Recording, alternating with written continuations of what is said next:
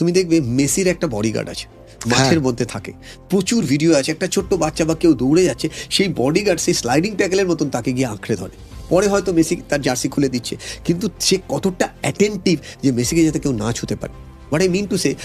আমরা যদি আমাদের লাইফে ওরকম বডিগার্ড মেন্টালিটি তৈরি করতে পারি যে আমার লাইফে একটা মিশন আছে, মিশনটা আমি লিখেছি 2030-তে আমি কোথায় রিচ করতে চাই, আজকে আমি 2024-এ আছি, এই 6 বছরটাকে আমি একটু ব্রেক করে নিই যে আমার 3 বছরে আমার টার্গেট কী,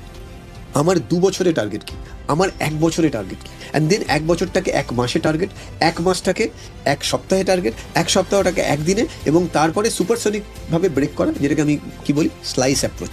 স্লাইস অ্যাপ্রোচ মানে একদম ছোট ছোট টাইনি পিস, মানে আমার 1 মিনিটকে যদি আমি ফোকাস রাখতে পারি, দেন এইভাবে আমি 1 ঘন্টা, 1 ঘন্টাকে ফোকাস রাখতে পারি এইভাবে 1 দিন। মানে আমি যখন পড়তে বসছি আমি ডিসাইড করলাম এই 45 মিনিট আমি সব কিছু থেকে ডিটাচ থাকবো, ভিজুয়ালাইজ করবো, 5 সেকেন্ড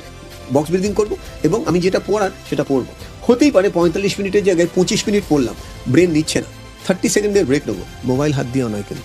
মোবাইলের চক্রব্যূহের মধ্যে আটকাবো না। সো আমাদের এইখানে ফ্রেম করতে শিখতে হবে, এবং যার যে ফ্রেম আছে সে যদি নিজেকে রিফ্রেম না করতে চায়, তুমি হেল্প করতে পারবে না।